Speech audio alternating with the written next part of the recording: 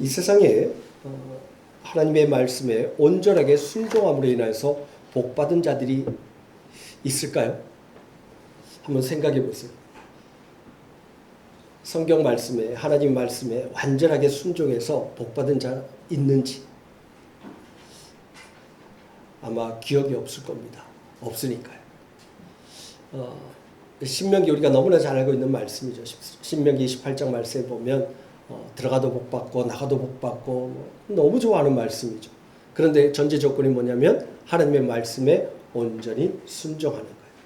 근데 그렇지 않고 순종하지 아니하면 하나님 앞에서 저주받는 내용은 그거보다 더 많아요. 복받는 거 2배만큼 저주받아요. 이 말씀은 결국은 뭐냐면 인간은 하나님 앞에서 온전하게 하나님의 말씀에 순종하여서 복받을 수 있는 존재가 아니다라고 하는 것을 말씀을 하고 있어요. 그런데도 불구하고 우리는 어떻게 하면 하나님 말씀에 몇 가지 내가 할 수 있는 거 그 몇 가지를 좀 해서 나에게 하나님 앞에 자신의 의를 드러내고 그 의로 인해서 복을 받을 생각을 하고 있다는 것입니다. 성경은 절대 그럴 수 없다고 말씀하고 있어요.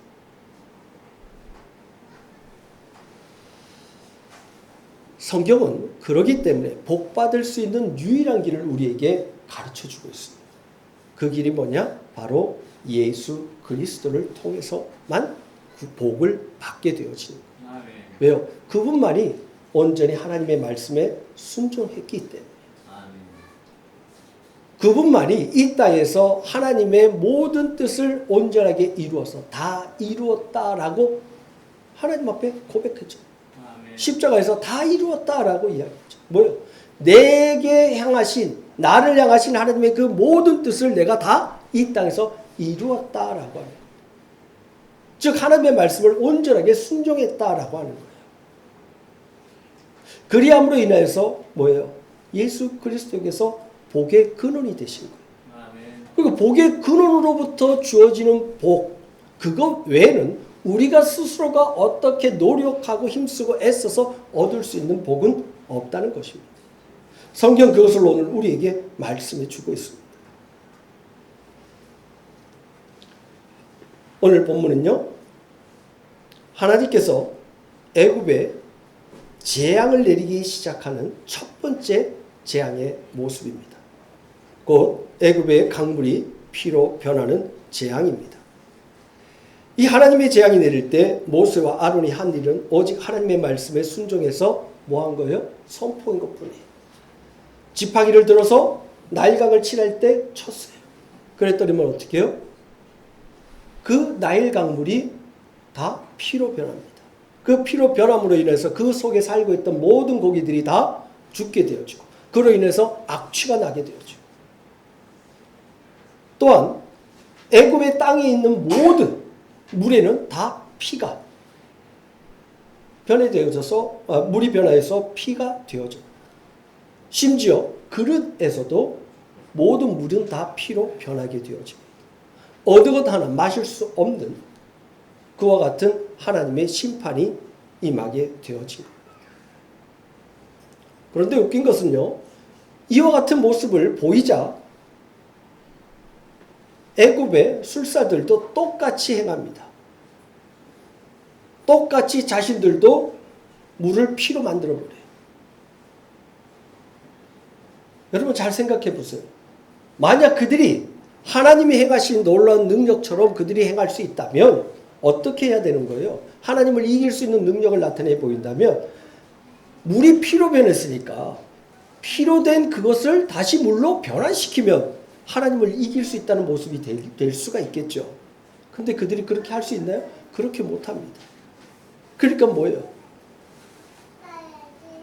어려움 가운데 더 어려움을 또 드러내버린 것이 그들의 능력이었습니다.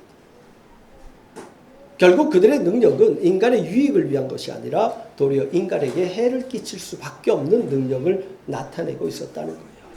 그것이 뭐 사기든 어떻든 드러난 모습 속에서는 바로 그와 같은 모습이 나타나졌다는 것이죠. 그러자 이 바로가 했던 행동이 기록되어 있습니다. 바로가 뭐예요? 그 일에 대해서 생각하지도 않았다. 왜? 야, 너네 하나님이, 너의 신이 행한 일을 우리 술사들도 충분히 했다는 거예요. 쉽게 말하면 너희들은 하나님이 행했는데 우리는 술사가 사람이 했다는 거예요. 그러니까 어떻게 해요? 우습게 여기고 전혀 생각지도 않은 겁니다. 왜요? 자기에게는 그렇게 생명에 위협적으로 다가오지 않았기 때문에, 자기에게는 직접적으로 위협이 다가오지 않았기 때문에 그거 별로 크게 신경 쓰지 않습니다. 인간은요, 하나님의 심판이 임할 때 그 심판에서 벗어날 일들을 찾습니다. 그리고 그 하나님의 심판에서 벗어난 후에는 뭐 하냐면 하나님의 말씀, 하나님의 심판, 하나님의 경고에 대한 말씀들을 전혀 생각지도 않는 바로의 모습과 똑같은 모습으로 나타납니다. 쉽게 말하면 이와 같은 생각이라고 이해하시면 될 거예요. 이번 코로나로 인해서 하나님이 경고하셨다라고 하는 말씀을 세상에서 어느 누구도 이야기하지 않습니다. 이것을 피해간 후에는 어떻게 해요? 하나님의 심판, 하나님의 경고에 대한 이야기들은 전혀 기억하지도 않습니다. 왜요? 인간도 얼마든지 하나님께서 내리는 그 심판, 그에 대해서, 저주에 대해서 얼마든지 피해갈 길이 있다는 겁니다. 그러니까 하나님에 대해서 생각하지 않습니다. 이게 곧 바로의 생각이고 곧 이것이 세상적인 삶을 살아가는 인간들의 생각이라고 하는 것을 말하고 있습니다. 즉 어느 누구도 하나님을 마음에 두지 않으려고 해요. 하나님을 마음에 두지 않고 자신들의 생각과 자기들의 이기적인 어떤 생각과 욕망을 가지고만 살아가려고 합니다. 이것이 인간의 모습입니다. 오늘 본문에 모세와 아론이 온전하게 순종했으니까 하나님께서 그를 복 주시겠지. 아니에요. 처음부터 그런 자들이 아니었어요. 40년 동안 훈련시켰는데도 불구하고 모세는 하나님의 말씀에 온전히 순종하지 못합니다. 그것이 인간의 모습입니다. 왜요? 하나님 말씀에 순종하려면 나에게 뭔가 유익이 돼야 되는데 유익되지 않는 일에 있어서는 하나님 말씀에 순종하지 않으려고 하는 모습이 나타나진다는 거예요. 아니 나에게 유익이 된다면 하나님 말씀에 불순종할 사람이 어디 있어요?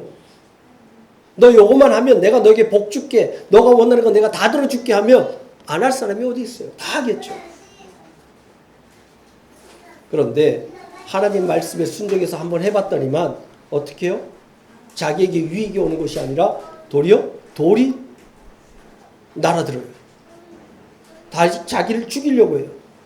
그러니까 어떻게 해요? 못하겠다는 거예요. 안 하겠다는 거예요. 하나님 말씀하시고 순종하면 내가 너에게 명령한 모든 것들은 내가 행하겠다고 말씀하시는 하나님인데도 불구하고 뭐예요? 나에게 유익이 없으니까 안 하겠다는 거예요. 이게 인간의 모습입니다. 그러니까 바로도 이해를 할 수 있어요. 왜요? 하나님 말씀에 순종해서 이스라엘 백성들을 다 내보내면 자기에게 유익이 있어요? 없어요? 없어요. 그러니까 당연히 순종 안 할 수밖에 없죠. 이게 인간의 모습입니다. 우리는 보통 자꾸 애굽인과 우리를 좀 분리시키려고 해요. 구별시키려고 해요. 세상과 나를 좀 구별시켜서 나는 좀 뭔가 다른 사람으로 하나님 앞에 택함받았다고 생각해서 그렇게 자기를 좀 다르게 구별해서 나타내려고 합니다. 그러나 하나님께서는 결코 그러지 않습니다. 오늘 이 첫 번째 재앙에 보니까 뭐예요? 애굽의 모든 땅에 모든 물이 다 피로 변했어요. 하나님의 심판이 모두에게 임하게 되어진다는 겁니다. 우리가 잘 알다시피 네 번째 파리 재앙부터는 하나님께서 구별해서 심판을 나타내 보입니다. 그런 의미는 뭐냐면 하나님의 택한 자들을 하나님께서 어떻게 보호하시는지 보여주기 위해서 하시는 것이지 실상은 뭐라는 거예요? 다 하나님의 심판 안에서 오늘 말씀처럼 이 심판 안에서 다 저주받고 죽어 마땅할 자들이라고 하는 것을 보여줄 것입니다. 그런데도 뭐예요? 끊임없이 우리는 구별해냅니다. 그래서 나는 뭔가 다른 사람. 이런 자들이 신약 성경에 누가 있었냐면 바리새인들이었어요. 구별했습니다. 나는 너희들과는 달라. 나는 너희들과는 구별됐어. 나는 특별히 하나님의 말씀에 순종해서 하나님 앞에서 의로운 자야. 너희들은 불의한 자고 나는 의로운 자야. 나는 그래서 하늘나라 갈 수 있는 자격이 있어 라고 생각했던 자들이 바리새인들. 그들과 우리가 뭐가 다르냐?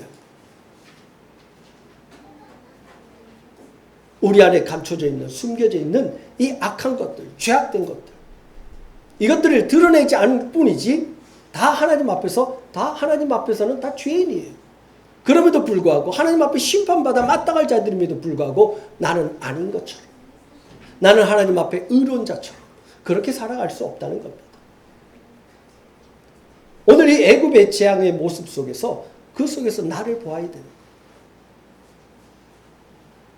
나 역시도 동일하게 이와 같이 하나님의 심판 아래 놓일 수밖에 없는 자였음을 고백해야 되는 거예요.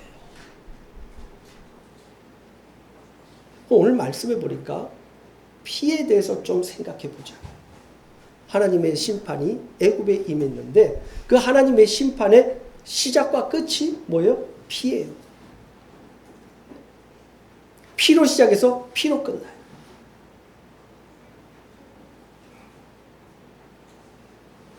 애굽의 강물이 피로 변해서 하나님의 심판이 임합니다. 마지막 10번째 재앙이 뭐예요? 장자의 죽음이에요. 그 장자의 죽음에서 어떻게 해요? 다 죽어야 될 자들이 어린 양의 피가 문설주에 발라짐으로 인해서 그 집에 산 자들, 들어가 있는 자들은 다 살아나요.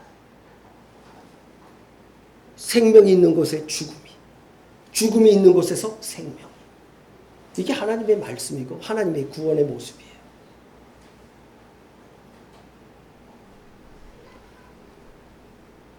이 강물을 생각하면, 물을 생각하면, 물의 구원에 대해서 생각하면 제일 먼저 떠오르는 게 뭐예요?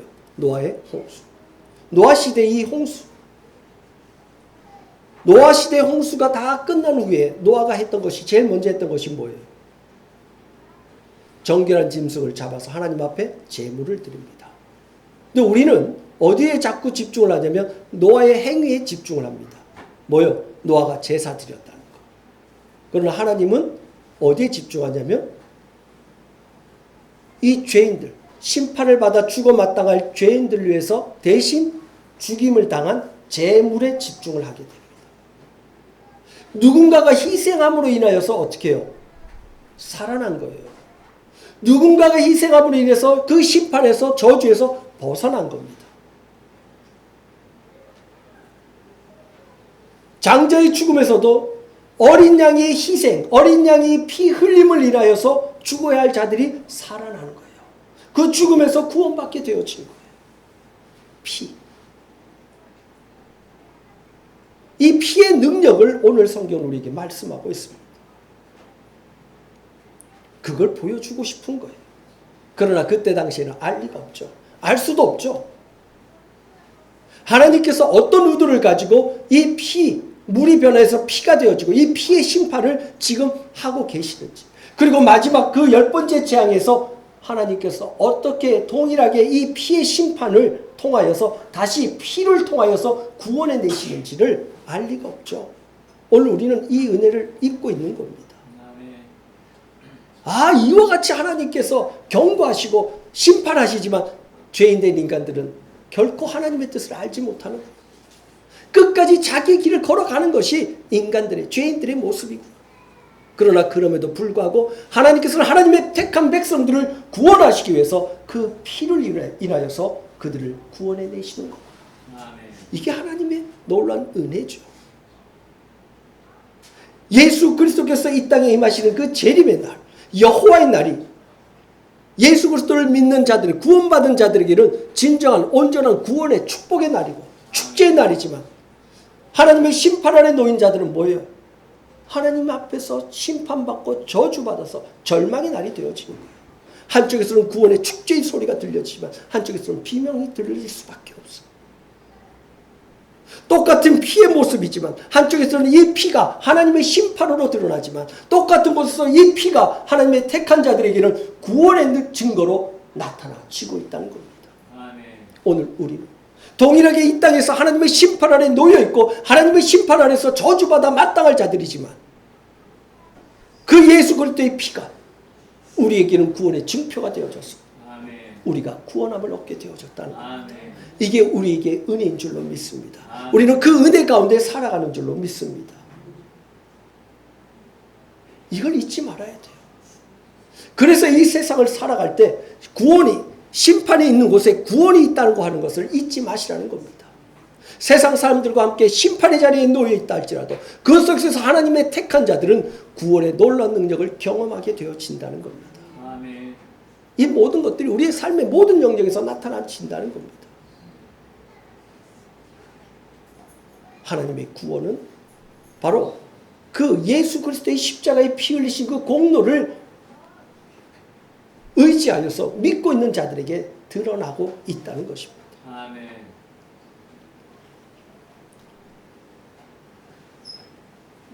사랑하는 성도 여러분, 성경은요 오늘 우리에게 이렇게 말씀하고 있습니다. 모든 사람이 죄를 범하였으며 하나님의 영광에 이르지 못하였더니. 로마서 3장 23절 24절입니다. 24절에 그리스도 예수 안에 있는 속량으로 말미암아 하나님의 은혜로 값없이 의롭다 하심을 얻은 자 되었느니라 라고 말씀하고 있습니다. 우리의 힘으로 의로운 자가 된 것이 아니에요. 의롭다 함을 받은 것이 아니에요. 그리스도 예수 안에 있는 속량으로 인해서 그가 나를 위해서 대신 죽음으로 인하여서 그 하나님의 은혜로 값없이 의롭다함을 얻은 자 되었다는 겁니다. 23절에 모든 사람이 죄를 범했다고 했어요. 그러니까 인간의 어떠한 능력과 열심을 가지고는 하나님 앞에 구원 얻을 수 없다는 겁니다. 이 피의 심판 아래서 벗어날 자가 없다는 겁니다. 그런데 이 피의 심판 안에서 예수 그리스도를 믿는 그 믿음으로 인하여서 하나님께서 주신 그 믿음으로 인하여서 택함 받은 구원받은 자, 그 피 흘림을 통해서 도리어 구원을 받게 되어지는 역사가 나타나진다는 겁니다. 오늘 우리는 이 은혜 속에서 살아가고 있습니다. 아멘. 이 은혜를 이제는 나 혼자 누리며 나 혼자 가지고 간직하면서 살아갈 자가 아니라 이제는 뭐예요? 그 그리스도의 피 흘리심의 그 공로의 은혜를 전하는 자가 되라고 말씀하고 있습니다. 아멘. 우리의 사명은 이제는 전하는 자예요. 그 은혜를 받고 누리는 거기에서 머물러 있는 자들이 아니라 그 은혜를 전하는 자가 되어야 하는 것입니다. 아멘. 심판 속에 하나님의 구원이 있음을 전해야 되는 거예요. 오늘 이 애굽의 첫 번째 이 재앙 속에서 우리가 잊지 말아야 할 것은 하나님의 심판 안에 하나님의 구원이 들어가 있다고 하는 것을 전해야 되는 거예요. 아멘. 우리는 그것을 안 자가 되었어요. 이제 그 은혜를 아는 자가 되어서 이제는 그 은혜를 전하는 자가 되어야 한다는 것입니다. 아멘. 바라기는 우리 대한교회 모든 사랑하는 성도들이 오늘 하나님의 말씀을 다시 한번 깊이 묵상하고 하나님의 심판 속에 하나님의 은혜가 하나님의 구원의 은혜가 있음을 기억하고 그 은혜 속에서 내가 살아가고 있음, 내가 그 은혜를 입은 자로서의 삶을 살아가고 있음을 감사할 수 있는 우리 대한교회 모든 성도님들 되어지기를, 또 그 은혜를 전할 수 있는 하나님의 사람들 되어지기를 주님의 이름으로 축복합니다. 기도하겠습니다.